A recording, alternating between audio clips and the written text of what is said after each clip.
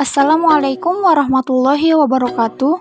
Perkenalkan, nama saya Liza Desti Fitriani dari Program Studi Pendidikan Ilmu Pengetahuan Sosial, Fakultas Pendidikan Ilmu Pengetahuan Sosial, Universitas Pendidikan Indonesia. Pada kesempatan kali ini, saya akan membahas mengenai artikel sebagai sumber belajar IPS. Sebelum masuk ke pokok pembahasan, saya akan membahas beberapa poin berikut. Yang pertama yaitu mengenai apa sih yang dimaksud dengan sumber belajar? Menurut Sitepu 2014, sumber belajar adalah usaha sadar yang dilakukan secara terencana, sistematis, dan menggunakan metode tertentu untuk mengubah perilaku relatif menetap melalui interaksi dengan sumber belajar. Dengan demikian, sumber belajar merupakan salah satu komponen dalam kegiatan belajar yang memungkinkan individu memperoleh pengetahuan, sikap, keyakinan, emosional, dan perasaan. Jadi, sumber belajar dapat dirumuskan sebagai sesuatu yang dapat dipergunakan untuk mendukung dan memudahkan terjadinya proses belajar. Seperti yang telah dijelaskan tadi, jika sumber belajar merupakan suatu alat untuk mendukung dan memudahkan proses belajar, oleh karena itu, di sini saya mengambil artikel sebagai sumber belajar IPS yang bertujuan untuk mendukung dan memudahkan para pendidik dan peserta didik dalam melaksanakan pembelajaran.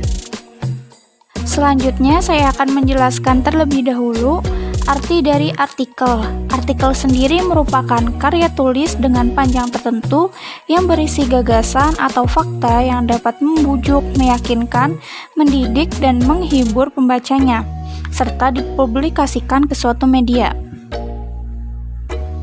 Jadi di sini seorang peserta didik diarahkan untuk bisa membuat suatu karya tulis berdasarkan fakta yang dia lihat dan nantinya dapat dipublikasikan dengan cara menempelkan artikel yang telah ditulis tersebut di mading sekolah misalnya, sehingga peserta didik yang lain dapat membacanya. Sebagai contoh, di sini saya mengambil kompetisi dasar 3.2 dan 4.2, yaitu mengidentifikasi dan menyajikan hasil identifikasi tentang interaksi sosial dalam ruang dan pengaruhnya terhadap kehidupan sosial, ekonomi, budaya dalam nilai dan norma serta kelembagaan sosial budaya. Dalam kompetisi dasar 3.2 dan 4.2, guru dapat membimbing para peserta didik untuk dapat mengidentifikasi mengenai interaksi sosial atau peristiwa sosial yang terjadi di masyarakat.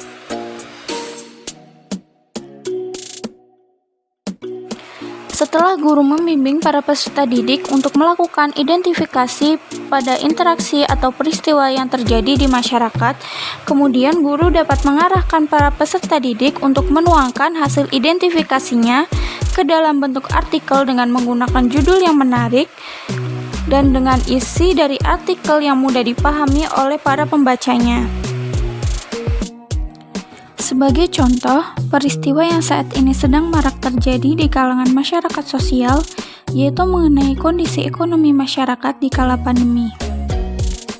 Seorang guru dapat mengarahkan para peserta didik untuk mengidentifikasi tentang fenomena ekonomi yang terjadi di masyarakat sekitar, yang kemudian dapat dijadikan bahan untuk menuangkannya ke dalam bentuk artikel.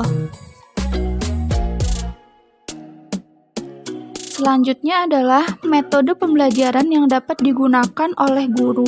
Yang pertama yaitu guru dapat menggunakan metode ceramah atau metode konvensional, yaitu di mana seorang guru dapat menjelaskan dan menyampaikan informasi secara lisan kepada para siswa. Yang kedua adalah metode pemecahan masalah atau problem-based learning. Metode ini dapat digunakan di mana seorang guru dapat membimbing siswa untuk memecahkan masalah dari sebuah kasus atau peristiwa dan kemudian hasilnya dapat didiskusikan kembali dan dituangkan ke dalam bentuk tulisan yang menarik atau artikel. Mungkin itu saja yang dapat saya jelaskan mengenai artikel sebagai sumber belajar IPS. Semoga apa yang telah saya sampaikan pada video ini dapat bermanfaat. Mohon maaf atas segala kekurangan dari penjelasan yang saya sampaikan. Terima kasih. Wassalamualaikum warahmatullahi wabarakatuh.